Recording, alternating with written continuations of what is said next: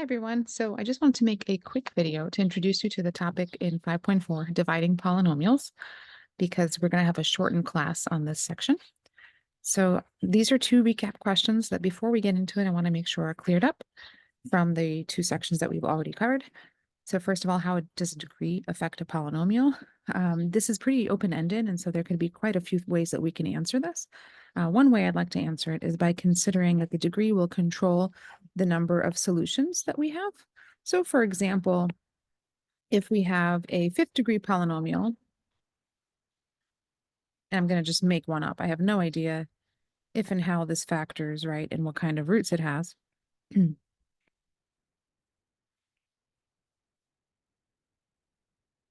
do that one. 4th x squared. Well, okay. So as a fifth degree polynomial, the max number of roots that it's going to have is going to be 5. Okay, and some of those roots may be complex and some of them may be real. If it has complex roots, those come in pairs. They're called conjugate pairs. So for example, if you have a root that's like a plus bi, for example, 2 plus 3i, then by necessity, we're also going to have its opposite, 2 minus 3i. Generally speaking, when we do these next couple of sections, your goal is going to be to divide until you have a quadratic. And why? Well, once you have a quadratic, aka something that's leading with an x squared term, then you can use the quadratic formula to get the last two roots. Okay? Again, there are multiple ways to answer this question. However, this is just one way and one you should be aware of. Let's look at question 2 as a recap question. Why does the exponent have to be positive for it to be a polynomial? And what will graphing a polynomial with a negative degree look like? So if it is something like, let's say y is equal with x to the negative 2, this is not a polynomial. Again, because we need non-negative exponents for it to be a polynomial. So positive, I'm going to correct the question, or 0, but non-negative. And so if we have this polynomial, 1 over x squared, that's the same as x to the negative 2. Sorry, not a polynomial. This function, if I graph it, let's make a little t-chart. Let's start with -1, 0, and 1. We have 1 over -1 squared, which is 1 over 1, which is a positive 1. 1 over 0, we're going to have undefined. And this is going to be interesting and lead very well into section 5.6. So just hold on to this thought here. 1 over 1 squared, which is still 1, and that's positive 1. It's going to look something like this. And again, we have this. I'm going to put a dotted line here because at x equals 0, we do not have any points, right? Because 1 over 0 is undefined. And it's going to look something. Now, we don't have enough points. I would suggest getting more, but I already know what this looks like. And it's going to look something like that. And generally speaking, polynomials will not look like this. Okay, so hold this thought. This is really important. We're going to call this, I'm going to give this a special name, this dotted line that I drew in section 5.6. So hold that thought. All right, let's go on to the next slide.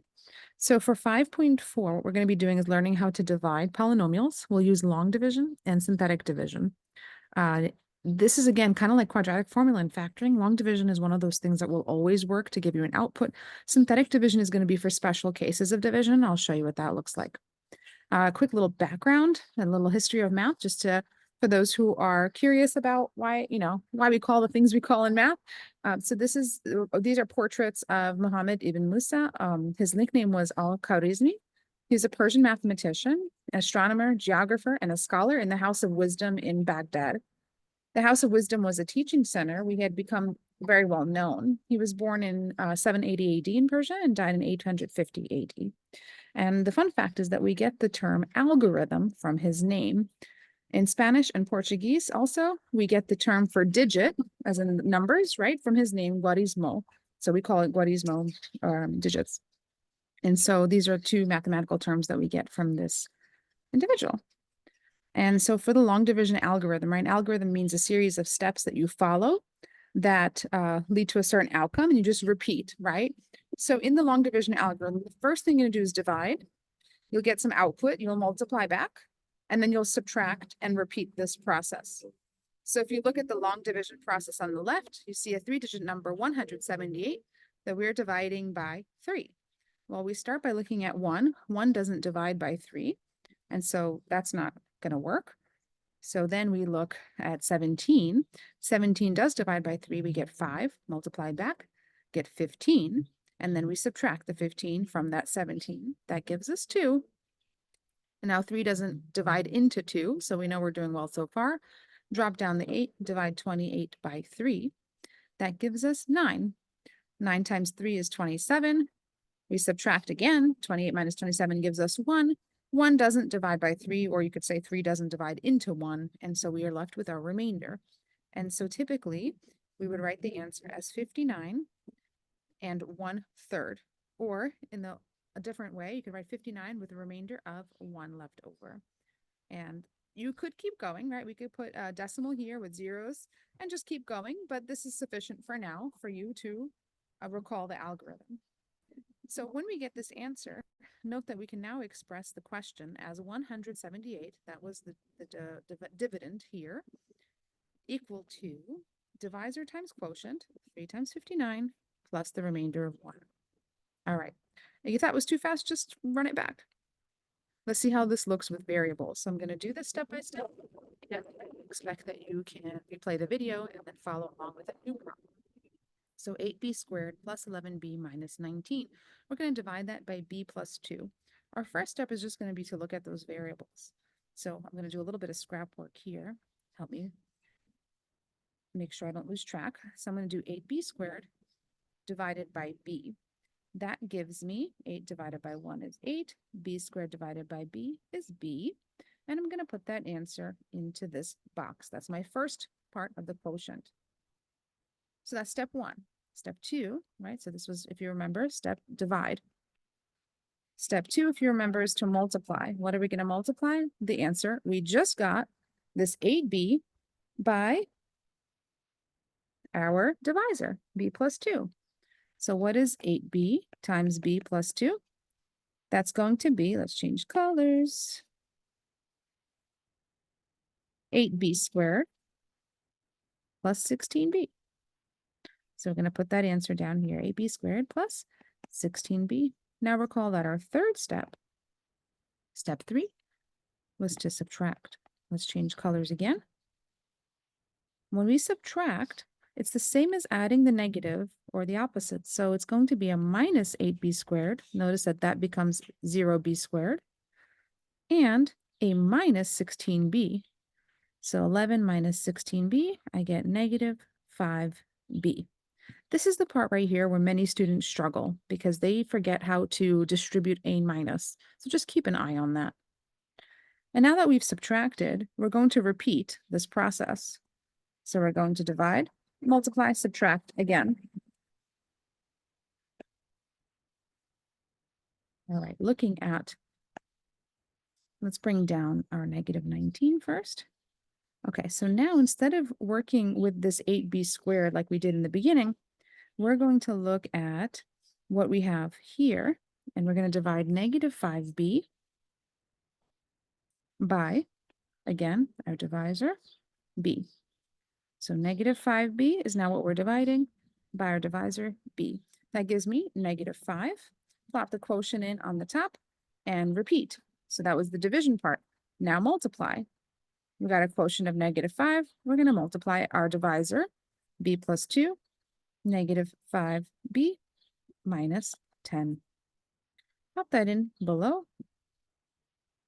And since we divided and we multiplied, what's left is for us to subtract. So being very careful here to distribute our minus, we're going to do minus a minus 5b. That becomes a plus 5b. And minus a negative 10, which becomes a plus 10. You'll notice that a negative 5b and a positive 5b give us the 0b, right? This is not a coincidence. It's by design, and it's a good sign. And then we're just going to go ahead and combine negative 19 and positive 10, which give us a minus 9.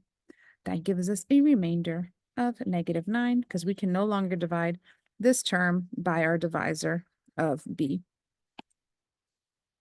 To express our final answer, if the question asked, what is 8b squared plus 11b minus 19 divided by b plus 2, we would say the answer is 8b minus 5 minus a 9 over b plus 2. That's our quotient over our divisor. And this would be a very beautiful, correct answer. Again, if you're confused, please just run it back.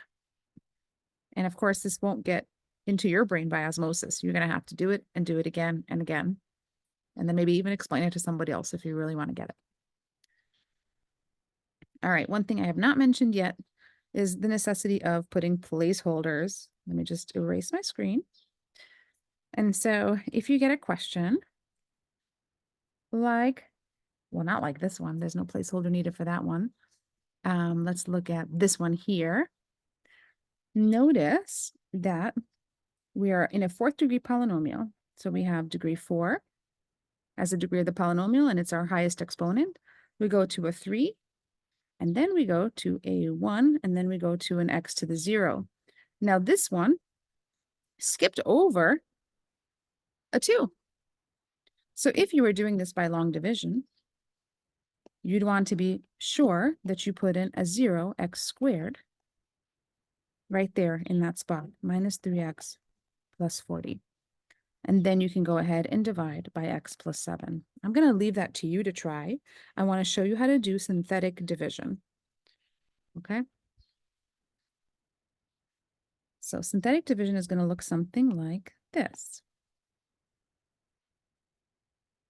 Instead of writing out all of the algebra parts, I'm just going to write the coefficients. Remember, those are the numbers that are in front of, right, multiplying our term. So in this case, I have 3. I have positive 18. I have that skipped over term, so I'm going to put a 0 for that placeholder. Then I have a minus 3, signs are important, and a positive 40. Now, in synthetic division, when I divide by x plus 7, what I'm saying is that if x plus 7 is a factor of my polynomial, then x equals negative 7 would be a 0. So the thing I'm going to put on the left-hand side here in my division is going to be a negative 7. Okay, in synthetic division, there is an algorithm, a process that you're going to follow and repeat, but it's not quite the same as long division. So follow me here. First thing you do is drop down the 3. The next thing that you're going to do is you're going to multiply negative 7 by 3. So far, it looks the same as long division. Put a negative 21 under the next term. Then what you're going to do is you're going to combine. So you're not going to subtract, but you're going to combine. So 18 minus 21, that gives me negative 3. And now you can repeat. So drop down, multiply, combine, but then only repeat the multiply and combine parts. So let's multiply. Negative 7 by negative 3, I get a positive 21. And then I'm going to be combining 0 and 21. That gives me 21. And let's repeat. Negative 7 by 21. That gives me negative 147. And then I'm going to combine these two to give me negative 50. More time, multiplication. Negative 7 times negative 150. That's going to be a positive 1050. And then finally, I'm going to combine what I've got left. And this gives me positive 1450. Now, because this came out as non-zero, I can conclude that x plus 7 is not a factor of my polynomial. And by the same token, x equals negative 7 is not a 0 of my polynomial. If I was just interested in the final answer of the division, I would now say, okay, this is my remainder. This is my constant term. So you kind of work backwards. This is my x term, my x squared term, and my x cubed term. And just as a hint, whenever you start with whatever degree you started with, so here I started with a 4th degree. After I divided by x to the first power, I ended up with a 3rd degree. Hopefully this makes sense to you that I'm kind of decrementing, right, or decreasing by 1 degree at a time when I do this. So let's write our final answer as 3x to the 3rd minus 3x squared. And it looks like that's a positive 21x because there's no sign on it. Minus 150, that does not look like a 5, bear with me. And then plus 1,450 over x plus 7. Okay, so that's synthetic division. It is a little faster than long division, but again, it only works in certain cases when we are dividing by a term like this with a linear term, x to the first power. So keep that in mind. You can't always do it. All right, thanks for listening, and please practice.